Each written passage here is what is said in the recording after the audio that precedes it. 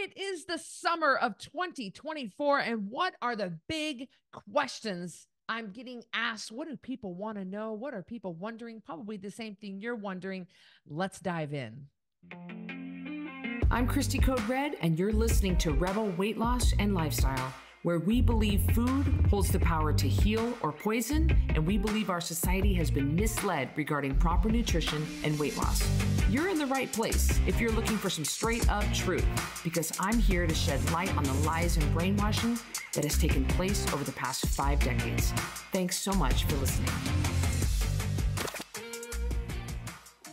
Welcome back to another episode of Rebel Weight Loss and Lifestyle. I'm your host, Cristy Code Red, author, entrepreneur, retired professional boxer, coming to you in July of 2024. And once in a while, I like to throw a podcast like this in here because I do keep my finger on the pulse of my community. I am very active on Instagram and on TikTok, although TikTok, man, that's a weird platform. I like to use TikTok in order to make and edit videos.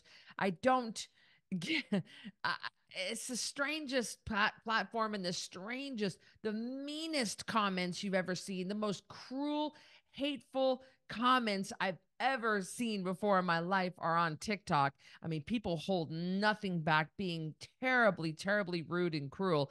And so I don't really get a lot of clients but I am on all platforms: YouTube, Instagram, Facebook, TikTok, and just continuing to post.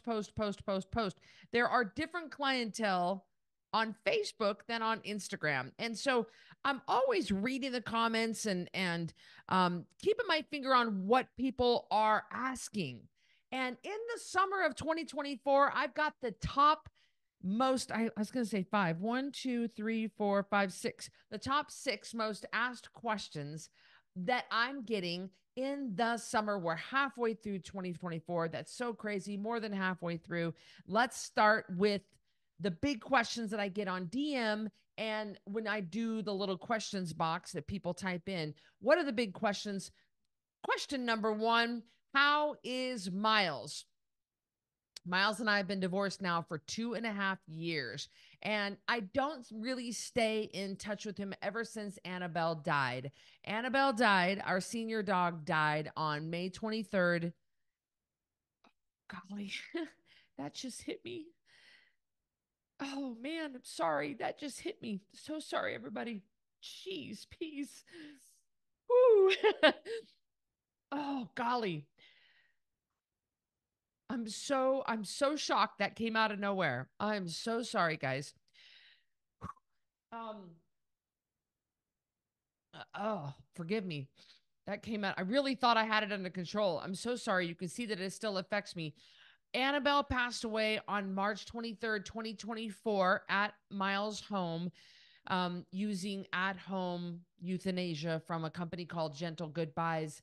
We had discovered a month earlier that she had an aggressive cancer. And she was 14, guys. She was 14. Lordy. Oh, Cristy, calm down. You're okay.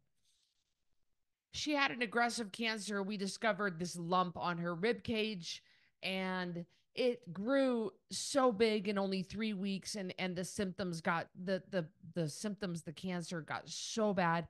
The cancer proceeded through her lungs, through her chest cavity, through her abdomen, and it was sticking out of the side of her rib cage. It was absolutely terrible, and it was aggressive. And finally, it took her. The symptoms got too bad, and we had her put to sleep at home. And it was a beautiful, horrific time. And ever since Annabelle passed away, Miles hasn't done really well.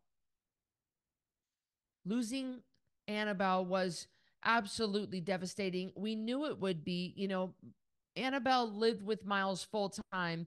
When we divorced 2.5 years ago, I took Vinny and Miles took Annabelle. Vinny was severely abused. I adopted him in March of 2020 or 20, March of 2021. Anyway, he would have been 4 years old and he lived to be 2 years old. I adopted him from the shelter. He was pretty severely abused. He had a lot of bad habits. I paid, I know I'm getting off subject here. Sorry, guys. I paid almost $10,000 in dog training, trying to get him out, get his problems under control. And they were just so severe. But that dog was my soul dog. So I took Vinny. Miles took Annabelle, and Miles didn't want Vinny. He was too problematic. He was so difficult. I ended up sending Vinny to go live on my sister's farm in Kentucky, and shortly after he got there, he ran away and ran into the road and got hit by a car. And it's just the whole thing with Vinny has been absolutely horrible. So he lived 2 years. He was 2 years old. And we really tried to make it work with Vinny, and that Vinny and I were so closely bonded, and that was my soul dog. That's what I wanted. I really wanted it to work with Vinny. I really wanted him to be my forever dog. And Annabelle stayed with Miles, and Annabelle and Miles really tightly bonded after I left and after she stayed with him full time, and she was such a love. And Miles, he'll never be the same after losing Annabelle, and his life will never be the same. In fact, after losing Annabelle, he put his cabin up for sale because he couldn't stand. He said he couldn't stand to be there anymore without her, and so his cabin in Tamarack is for sale currently, and he will be spending now starting this winter. Winter's down in Tucson and summers in Boise. So he won't be going to Tamarack anymore. Tamarack, we bought Tamarack partly for Annabelle. And when Annabelle passed away, it's hard for me to even walk by the cabin. I see Annabelle on the deck, and I'm laying there on what we called Annabelle's deck, because Miles built her that deck and she loved laying out there in the sunshine. So it's very strange because the path that I walk at Tamarack walks right past Miles' house. And I remember picking her up, and she loved that deck, and she would see me coming and she would jump off and she'd run to me. Oh, and I understand. I understand why Miles won't doesn't want to be there. It's painfully quiet. His life is quiet anyway, and now it's painfully quiet without her. And Miles is utterly and completely devastated without Annabelle. And I don't think his heart is ever going to heal, you guys. I don't think he'll ever be I know he'll never be the same. Um, Miles' sadness was so severe and so profound that I actually worried about Miles. And a lot of the sadness I had when Annabelle left was for him, because I didn't know that if he was going to be okay, if Miles is going to be okay. And, Miles is kind of not okay. I really wish he would find somebody. I really wish he would find a girlfriend. I really wish he would find somebody, find his person, find somebody who can spend the rest of his life with him and who can spend retirement the way he wants to spend retirement. Because part of the reason why Miles and I aren't together anymore is because we didn't want the same things anymore. Um, and I didn't want to be gone 5 hours a day riding my mountain bike, and he did. Oh. I didn't want to spend he wanted me to be more available. I wasn't ready to stop working. He retired in his 40s, and he just wanted to spend his life different from what I wanted to spend my life doing. And we didn't have really anything in common anymore. We weren't interested in each other's lives anymore. We didn't want to, and we didn't work to make it work. And he's so stubborn. Miles is so stubborn. And he just didn't want to come my way, and I wasn't ready to take my life down a notch. So without Annabelle, Miles is he's profoundly changed. He's profoundly heartbroken, and I don't know how he's doing. We don't talk much anymore. I mean, Annabelle was kind of the glue that was holding us together there in those divorced years. And now that she's gone, we don't, I try to talk to him, we have a lot in common about politics and about the way that we view the world, but he doesn't quite want to have a relationship with me, even a friendship. And that's okay. I really wish. No, Miles is very, very, very shy. He's an introvert. He needs to be on some sort of a dating app because he doesn't want to go where the people are. I make an effort to go where the people are. I go where the high value men are. And I don't just sit in my house like a recluse. And Miles is a bit of a recluse. So I worry about him meeting somebody. He needs to get a lot of lines in the water, and one of them's gonna catch a fish. There's a lid for every pot, but not if you don't go and where the pots are. So I don't know, you guys. I don't know how he's doing. I think he's fine. I think he's trying to move on without Annabelle, and I think it's devastating for him. And I check in with him every once in a while. He still works for Code Red as my CFO, so we still communicate with taxes and finances and money. He's extremely intelligent. He knows what he's talking about. He doesn't miss a thing. And so I'm happy to have him on my team, but that's pretty much the extent of our relationship. Anything new happening or coming up for me, for you, Cristy, this year? Well, my film, Code Red Diaries of Madness, is still to this day holding strong in the top 5 on Amazon Prime. Now, I just spoke to the producers of the film earlier this week, and they are supposed to get me some analytics by the end of this week of how my film has been doing on the various platforms, and how much money it's making and how many people have seen it. And so I'm excited to see the data. And I don't know what the next steps are. I think the more people who see the film, the more exposure there's going to be from me. The more I'm going to get perhaps other TV opportunities, spin-off shows, other opportunities to speak, other opportunities for more media and more chances to do other things. I don't know. So far, nothing much has come of the film except for just a lot of, and that's fine if this is all that happens, but a lot of people are inspired by it. A lot of lives are changing from watching what I went through and realizing that they can do more than what they're doing. And if that's all that ever happens with my film, I can hang my hat on that. I'm totally fine with that. But I'm hoping that more opportunities come from that exposure of that film. So for now, for this year, we have our Code Red retreats, 2 of them coming up in September. We have Hazel and I will be traveling to Calgary to a detection training school for working dogs for 2 weeks at the end of July, 1st of August. We're really excited about that. And I am in prep for another figure competition August 24th in Phoenix, Arizona. Now, that could change. As a competitor, my coach could look at me and say, hey, Cristy, when we need more time, we need to choose a different show. This is not going to work. And we could choose a different show. But as of right now, July 5th, 2024, that I'm recording this, that's the plan. So that's kind of what I have in my plan for right now. Nothing else really big is in the works. You never know. Something else could come up. I released a new book in April of 2024 called Rebel for Life. It's doing well and people are loving it. So that could, so I don't have another book that I'm writing. I write small books all the time. I write small cookbooks. And I'm always putting things out there, but nothing big right now other than those things that I mentioned. Because I cried. Now my nose is running. Let me blow my nose.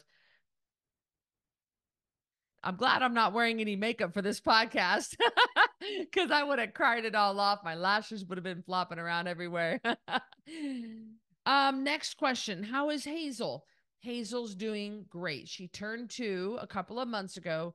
She's incredible. Now Hazel is a full-blood Belgian Malinois from a breeding kennel up in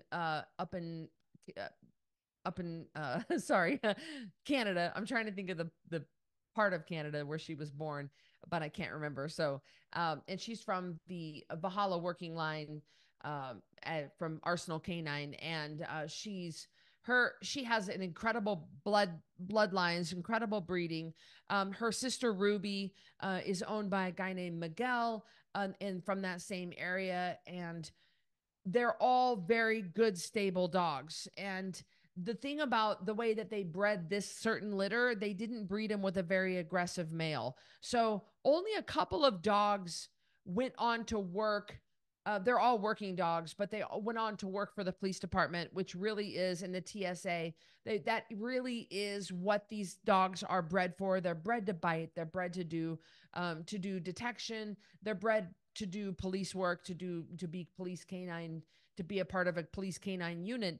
But if they're not big enough, some of these females, Hazel's only 53 pounds. And I know Ruby, Hazel's sister, that I keep in touch with her dad, Miguel, and she's only 52, 53 pounds. And so that's not quite big enough to be an apprehension dog, to be maybe a dual purpose dog. But they can go on to do bombs, bodies, drugs, medical. They can go on to do detection. So the bottom line though is civilians really shouldn't, and this is my own opinion, but after owning this dog, civilians really shouldn't own Belgian Malinois. I stand behind that. I really, really do. And they're a lot of work. They take a lot of time, and they kind of need to be your thing. Like, I run Code Red. I'm a bodybuilder, but I am Hazel's handler, and my priority is her. It's one of my top 3 priorities. Starting off every morning with a 3-mile run, because that just gets the baseline good attitude out of her. But that's not all that it takes. It's training and exercise all day, every day. And there are so many great dog breeds out there that I would highly suggest you look at a different dog breed instead of seeing those cool movies like the John Wick movie or the Dog movie by Channing Tatum. And you see these regal, magnificent, tactical dogs, the Belgian Malinois, and you think, oh, I want to get one. Really, really, really rethink what you're doing, because you don't even have a clue what you're getting yourself into. These dogs will eat your lunch, and they're always a step ahead of you. So Hazel takes a lot of work for me. I mean, it's a tremendous amount of work, and it's all the time. Right now she's napping, but that's because before, in the hallway, before I started this podcast, I took the bite sleeve out into the hallway and I did some bite work with her. She can bite on command. And so we do some bite work, and you always have to work that mind.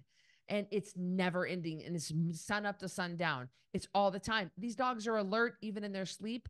They're always ready to go. Hazel speaks German. She's constantly listening for her German commands, and she's a handful. They're a lot of fun, but they're a lot of work. Hazel and I are very rarely separated. We're together 24/7, and I have passed all the tests. I have passed the training, and I've passed the certification in order to have her with me everywhere I go in public. And so she's absolutely incredible. She's so smart. She is on the ball. She is agile. She's absolutely amazing. She's an athlete. She's incredible, but she's a lot of work. A lot of work. So right now she's resting. But as soon as I wind down this podcast, she knows the sentence that I use, and she'll get up from her bed and come and start bumping me with her nose over and over and over in my thighs. So if you ever see me, I try to use my hands when I'm talking, but if you ever see me reach down like this, you'll know I'm trying to keep her from bumping my thigh. So she's a lot of work. She's a lot of fun. And she's really has been a great addition to my life. Probably a little bit more than I probably bit off a bit more than I could chew, but I'm committed now. So we're moving forward with advanced level training, and gonna just ensure that she is the best possible working dog that she can be. And that's really, she's only limited by me. So I need to step up my job as her handler and as her trainer, and not just as her mom. All right, Cristy, this question surprised me.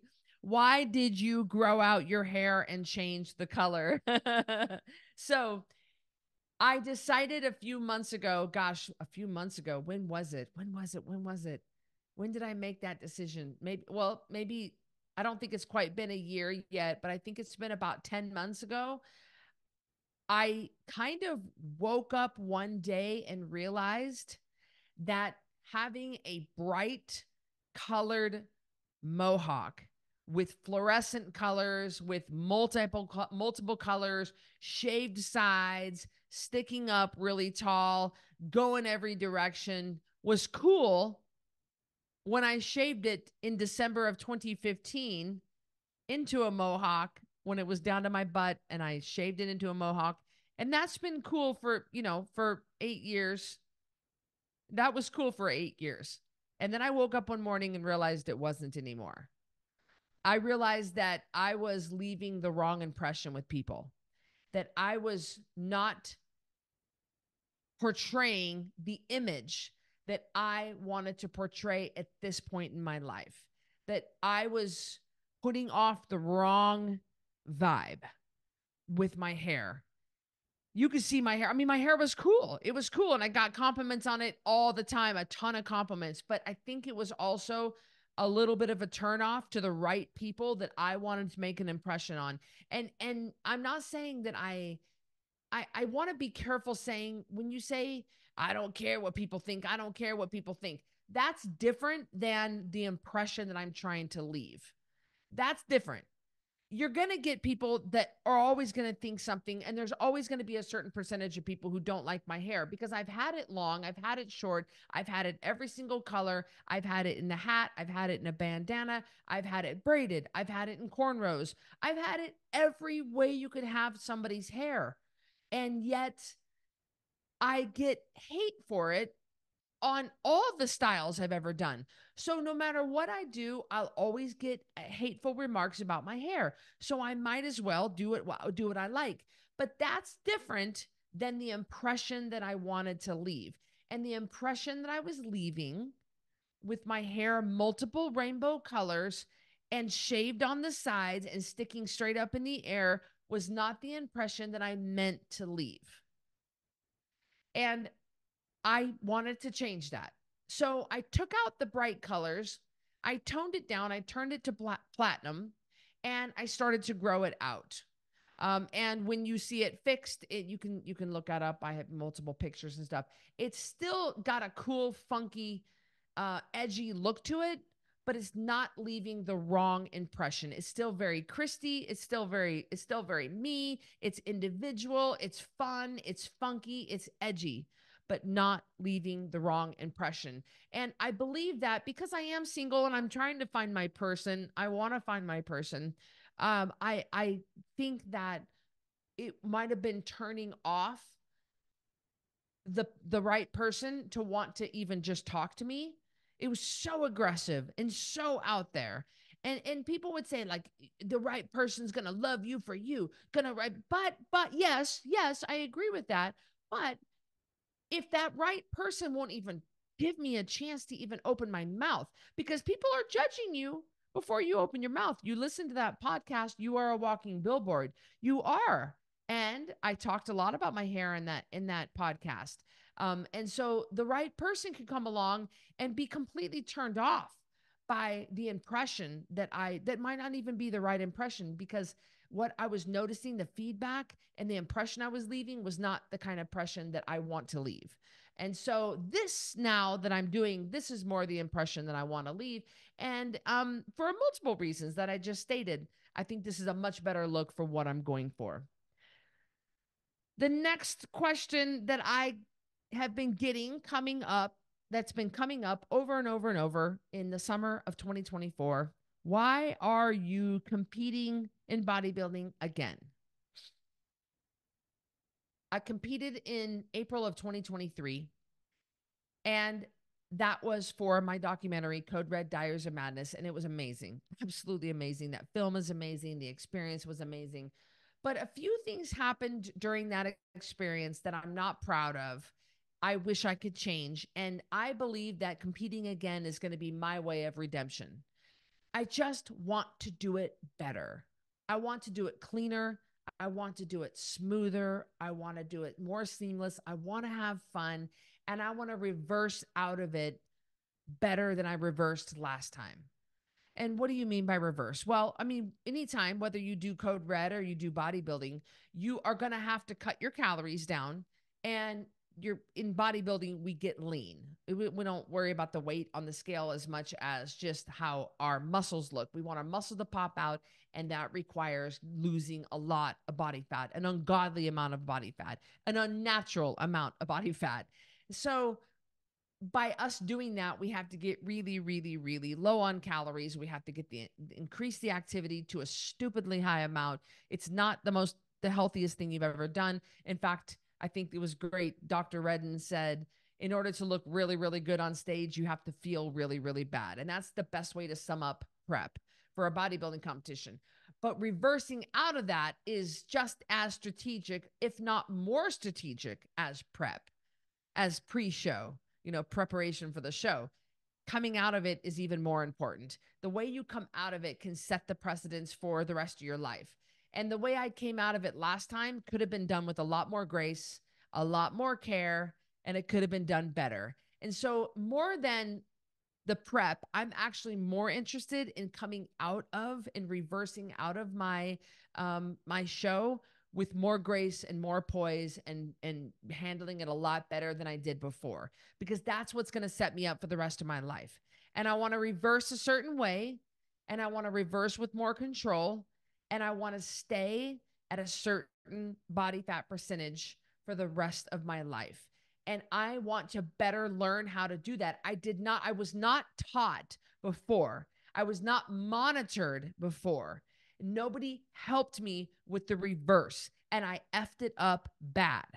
I didn't know what I was doing, because it's a little different than Code Red. I reverse people all the time in Code Red. When you get to goal weight, you are then put in a maintenance program, and we reverse you out using a Code Red method. But reversing out of a bodybuilding show is more severe, more intricate, more detailed, and more delicate. And so I need a coach to help me, and I didn't have that last time, and it was detrimental. I messed it up really bad, and I want to do it again, and I want to reverse better this time. So it's my redemption, and I'm having so much fun. I mean, I'm so happy with this prep. I'm happy with everything. I mean, I'm 9 weeks out, so we're not even deep into prep yet. So talk to me again in a few weeks. I'm sure I'm going to be pretty miserable, because you get miserable the closer you get. You get so hungry and so tired. But that's what it requires in order to really see those muscles pop. A lot of people just don't have what it takes to go through the grind that I'm getting ready to enter into deep prep, and it's going to start really hurting. But for right now, I'm having a lot of fun. There are no cameras. Nobody knows. I mean, well, not nobody knows. I'm talking about it out loud, but nobody's watching. I am doing it for me. I'm doing it for the right reasons. And the last question that I've been getting over and over in the summer of 2024 is, are you seeing anyone? No, I'm not. No, I have not found my person yet. It's just an interesting, I go back and forth. I know, like I said, there's a lid for every pot, and I know that there is somebody out there for me. I believe that there are people who could match up to me. I don't believe that when I was growing up, we were always taught there's that one perfect person that God's got for you, that one perfect. And I'm not saying that God doesn't have that one perfect person. Maybe they do, but I do believe, especially at my age, and as much as I've learned and the way that I've changed the way I kind of look at things, there are probably many people who would make a good partner for me long term, that I'm sure we could make a life of it, and we could live out the rest of our lives together as partners and be fine together. I don't believe anymore that there's that perfect person for everyone. I have seen people like my friend Marley Jacks, or, and her and Steven together. I have seen people that match up so well to each other. I mean, they are soulmates. Now that's what I call a soulmate. I don't know if I'll meet my soulmate. I'm starting to think that I won't as the years go by, but I could find my person. And maybe you guys are like, well, that's what a person is, your soulmate. Well, I don't believe that. I believe that there is, like I said, there are people that would make a good partner long-term that you could make it work with. And then there's a soulmate. A soulmate is undeniable. Like and there are only maybe a handful of times I could count on one hand that I have seen in my life people who actually have a soulmate, where you can spot it from a mile away. Like, it's like, wow, these two are made for each other. Like, it's so crazy. Like, you just like, what? It's crazy, crazy, crazy. I would love to meet my person I would love to meet a soulmate. I don't really know if I don't, maybe I'm just being cynical, but I don't know. I don't really know if that's going to happen for me. So really I think there's a book out there called The Argument for Mr. Good Enough or something like that. Or, I don't want to settle because I've settled before and I've left.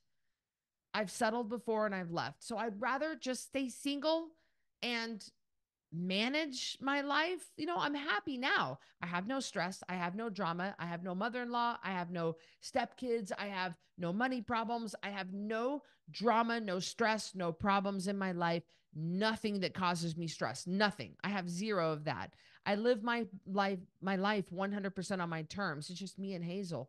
And it's nice and it's easy to manage. So I'd rather just continue with that and then introduce somebody and introduce the stress. I will not live my life in stress. It's got to be something that's stress-free and seamless. It really does.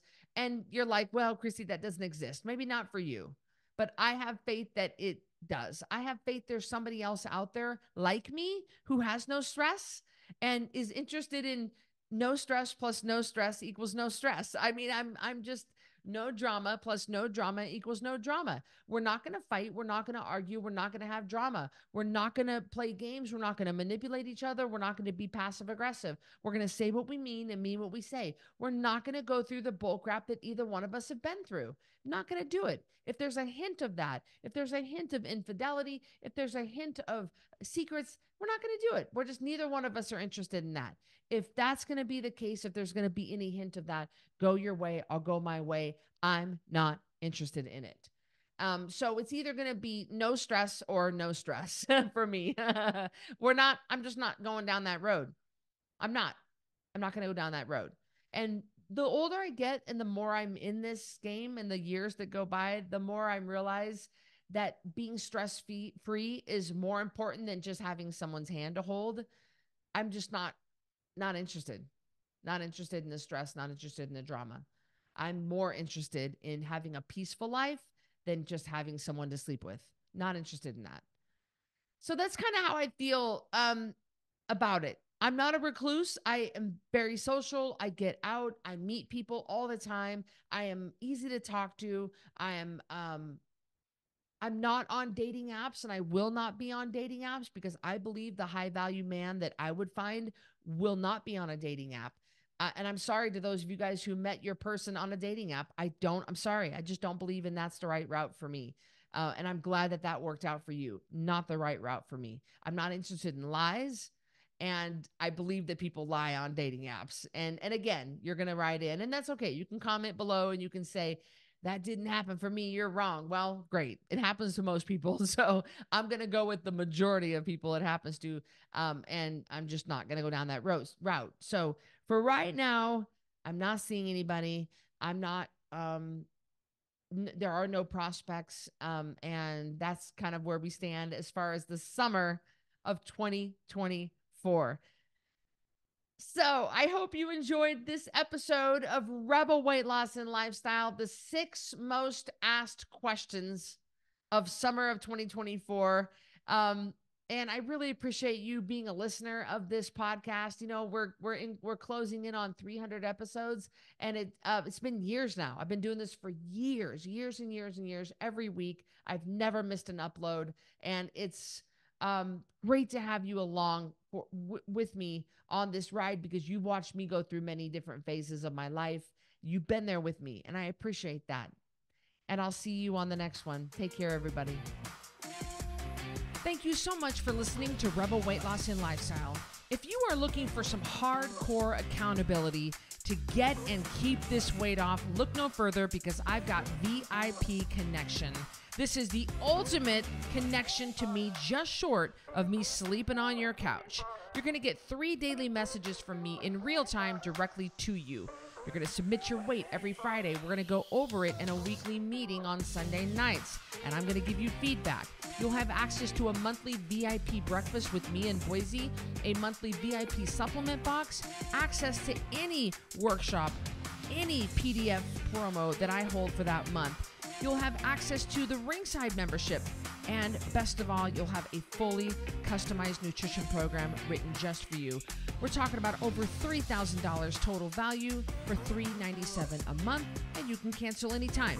Go to coderedlifestyle.com/VIP to check that out.